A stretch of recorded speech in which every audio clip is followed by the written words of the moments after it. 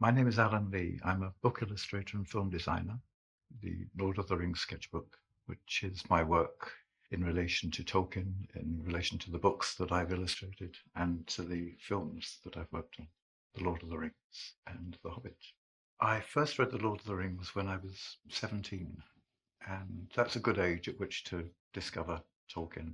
It's just a wonderful fantasy. You meet elves, dwarves, dragons, terrible dangers, and wonderful, beautiful scenery, and just the most enchanting story. I used to be a gardener when I was a student. I did enjoy that. That was a very peaceful environment, and the trees are quite magical and special for me. Also for Tolkien, some of the best descriptions are of forests.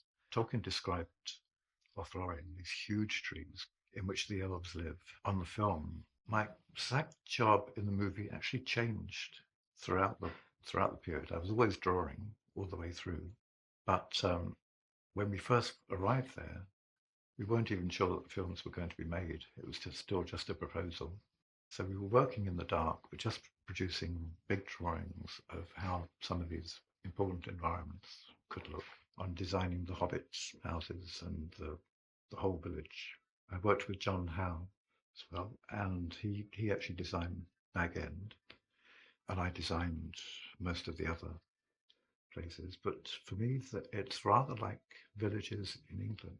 Well, I've always drawn from my imagination, right from childhood. I was kind of creating stories and doing drawings, mainly of knights in armor and Vikings. And then when I started to discover folklore, I started trying to get those kind of strange fairy elements into my pictures. In the books, Tolkien doesn't describe anything too in too much detail. So you're trying to imagine the way that he's seeing creatures and try to get as close to that as possible. With the fell beast, this kind of repellent creature that lives on carrion. So it almost has a kind of a little bit like a vulture, but it has bat-like wings. And it's a kind of dragon-like, but a very repellent dragon. One of the most enjoyable parts about working on Lord of the Rings and working with Weta Workshop was that they were given the job of building miniatures of practically all the environments, all the towns, cities, castles. I think we built about 70 altogether for the whole three films. I think on the Lord of the Rings, the most impressive was Edoras, the Golden Hall. Well, New Zealand is a most beautiful landscape. It's very varied. All the location scouting was undertaken by helicopter, flying over mountain ridges and just exploring and looking for great places to film. So Edoras was a great location. The plains of Rohan, quite a different area. A little bit like where I live on Dartmoor, just kind of rolling hillsides with these craggy outcrops of rocks. And we actually built the hall and some of the surrounding buildings on top of this hill in the middle of this valley. You walk in there and you are effectively inside a feasting hall from 1,000 years ago. There's no clues apart from the camera equipment when the crew moves in, but there's no clues otherwise that you're not in this ancient world. I've been doing work that's involved in some way with fantasy and with fairy tales and myths and legends. So it's taken over my life after all this time, and I'm still enjoying the stories. I think it might be Gandalf now. I just start with a few very quick lines just to kind of establish something about the character, usually around the eyes. And the nice thing about pencil drawing is that by its nature, it's an unfinished thing. You can do the lightest of lines that just suggest a mountainside or clouds or trees, and the viewer finishes them in their mind.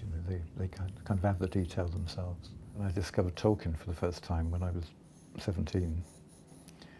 I was in heaven. I'd taken every aspect of all the stories that I'd loved as a child and woven them together into one huge epic narrative. If it's an illustration for for a book, that illustration is going to be published in the form in which you finish it.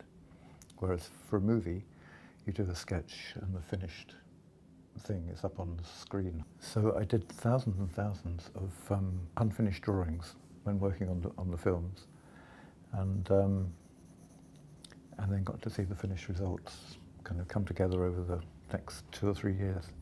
After finishing work on The Lord of the Rings, and I came back to England with the prospect of working on this new book there in Elysium.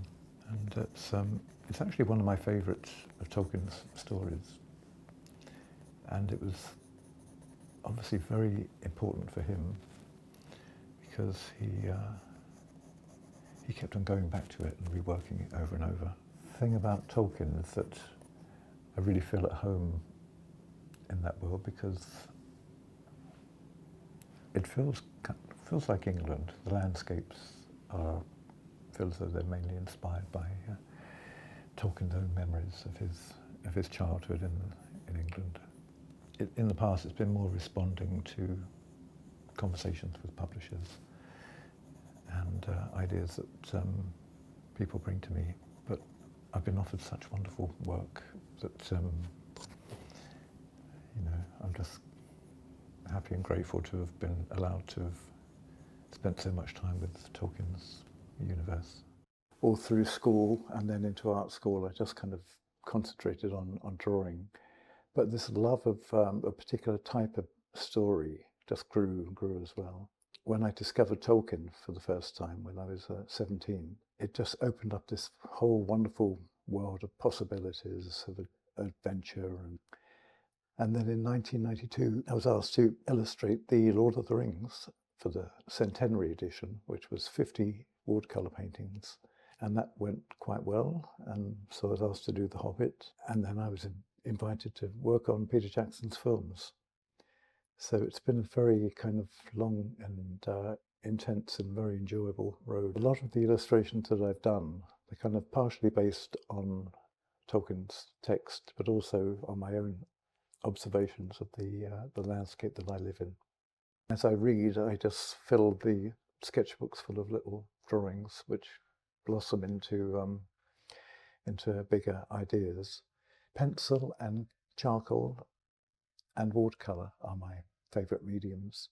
The original work was with The Lord of the Rings, the work that he had published in his lifetime. And more recently, it's been work which has been compiled by his son, Christopher. It's going back in time. It's exploring the first and the second age of Middle-earth. So it's a lot of the background to the stories of The Lord of the Rings can be found in these events that happen 2,000 or 3,000 years before. And I've enjoyed that kind of exploration as well. I always enjoyed working with Christopher Tolkien on the Great Tales. In fact, all the books that I did, I would show him roughs and get his feedback. And I think he enjoyed that process as well. So it felt like a real collaboration. This new book has been edited by Brian Sibley, another person that I'm very, very, very fond of, and a brilliant Tolkien scholar and all-round raconteur, and that was quite a close collaboration as well, and equally enjoyable. I've always loved French music, and in particular Debussy and Ravel. Yeah, I've been listening to that La Mer and other beautiful pieces of music while I work, and I think because he was such an impressionist, he created such strong pictorial language, really, with his music. And so I find it very helpful when I'm working. The story of Nina in The Children of Húrin it's a really tragic tale. And at one point she goes mad and she rushes into the forest. She has a terrible, terrifying encounter with the dragon, and she tears off her clothes and she just kind of runs wild in the forest and is lost, which is something that happens in medieval myth, but usually it's the male heroes who kind of go mad in the forest. I think I toned it down deliberately, so I had it at the beginning of that process before she'd completely sort of, taken all her clothes off. It just seemed appropriate in the context of the book that I was doing. I thought Alan was an elf name. Maybe not. Worrying for a year about how we were going to do the flooding of Isengard. It seemed like one of those very, very complex scenes that you'd need to build up and create the whys and wherefores of how this water would be diverted through different valleys and finally be directed down towards Isengard. But in the end, the simplest thing seemed to be just to break the dam that was keeping all the water away from flooding Isengard in the first place. So I did this drawing for a look of the dam, which incorporated various bits of sluicing and rickety towers that would come crashing down when the dam broke and the water came through. Now this was built as a huge miniature by the art department because it was a miniature build that demanded concrete rather than foam, and it was a very successful shot. I felt they had a massive amount of water pouring through. It was very exciting. We were all waiting eagerly for the first take. We heard the containers opening and heard this great rumbling noise, and then one stone popped out with this jet of water pushing it. But something wasn't quite right, and it was readjusted, and the next take it was very spectacular. Peter was very keen to get a couple of trolls opening the gates. The black gates were designed so that these large, almost lock gate type bars would be pulled round, and the gates are actually on wheels so that they're not bearing the weight of the gate, but they are pushing it open. It would require a tremendous amount of strength to do so, and so we had a couple of huge trolls to open it up. We basically took the film on troll and designed a slightly different look for him. I created these sort of blinkers incorporated into the stuff they were wearing on their head and their harnesses to make them feel more like dumb animals in a way. They wouldn't be spooked by anything appearing in their peripheral vision. Just be goaded and cajoled into rousing themselves and getting into position and heaving on these great bars and chains. Yeah, I thought one way to get a troll interested in doing a bit of work might be to stick a piece of rotting meat on the end of a stick and dangle it in front of his nose. And it was thought at one time that they would be entirely digital, so that it was expected that the faces of the fallen warriors would then be composited into that. I suggested that we actually try to do that physically because I just think it's all better if you can achieve something physically. And sometimes you could look at a set the afternoon before it was due to be filmed, and you'd think, my God, how could anyone expect this to be finished by 6 a.m. tomorrow morning? Yeah. But they always were. I think Edoras was basically the picture that I had in mind when I was reading Beowulf and the description of Heorot, which was the Hall of Hrothgar. I know that particular work had a huge meaning and power for Tolkien. It just felt that was what he was describing when he created it. It's an area that Tolkien would have been very, very familiar with from his readings of Beowulf. In Beowulf, there is a description of Heorot, which is Hrothgar's feast hall. It's not described in detail, but you do get some kind of an impression of the size and the splendor. And we wanted to create something which would match Tolkien's very evocative description. There's this sunburst motif represented on the front of the hall, which was designed to kind of catch the light and shine out across the landscape. We had a wonderful team of set dressers, and they would take a vast amount of material down there, barrows and barrels and just all the detritus of a working village. There's actually no end to the amount of detail that you can keep on feeding into these places. Some of the people on the crew did occasionally make the comment that the only way to kind of reduce the scale of this production might be to actually break my fingers at any one point, but I don't think it was said in any seriousness.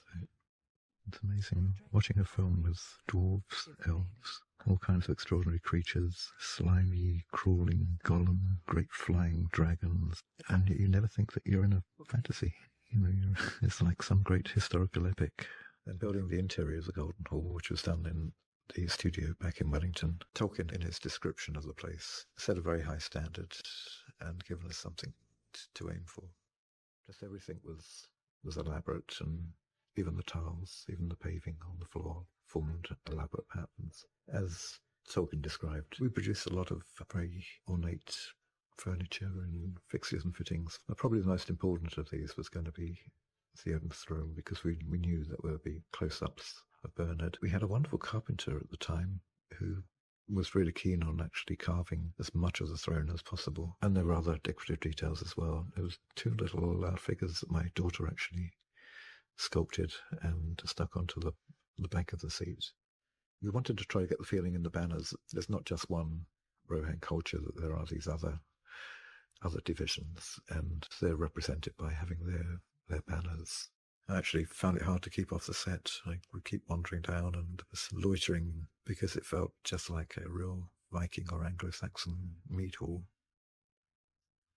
In fact, the very first thing that I got involved with when I started on this project in January 98 was the drawings for Helm's Deep. I was trying to keep as close as possible to Tolkien's description and the kind of topography that he outlines. In fact, it was only ever like 3 or 4 meters off the ground. So you'd have that kind of outer wall, and then the inner courtyard was another set, which had the stairs and the kind of the cloisters, the entrance to the Great Hall. And then we had a section of full-scale wall, which we see early in that sequence, and then a lower wall leading up to the quarter-scale miniature. The quarter-scale miniature was actually one of the most satisfying because you could see the whole thing, because it was just beautifully made, and you could crawl around in it. You could crawl through the main door. This is part of the Helm's Deep that was built out of the quarry, so it's a portico. Yeah, Helm's Deep is half excavated and half built out of blocks, so the interior of the hall there is totally excavated. And it has windows that go through into the cliff face on the outer side. We designed a whole stable, didn't we? Several tiers and ramps. And it was all going to be buried deep inside the cliff with access to the back of the Great Hall onto the caves, so that when they suddenly appear with their horses at the end of the Great Hall, we kind of know where they've come from. And it's about this whole sequence is the way that you've established the whole environment. Basically, you know where everything is, and you know where the threat's coming from, and it makes the actual story of the battle unfolding very clear. The whole atmosphere during the shoot was very kind of strong, cohesive, friendly. I can't remember any major temper tantrums, or I think everyone was just really excited about working on this project. We worked on designs for this, which is essentially a valley with towering crags on either side, and the deeping wall which stretches from one side to the other and protects the people who are sheltering the valley from whatever is coming their way. And the fortress itself, which is set up a little bit higher and has a tower, the Hornburg. It's almost as if the tower itself forms part of the instrument, which would strike fear into the hearts of even the fiercest enemies. Tolkien describes Helm's Deep as being made by the ancient sea kings, and how people had thought that they must have been giants because of the size of the blocks that were used. In a way, the audience are being treated as hobbits, being introduced bit by bit to this ever-widening and more elaborate and dramatic world. We've all been along for the ride as well and enjoyed seeing its grown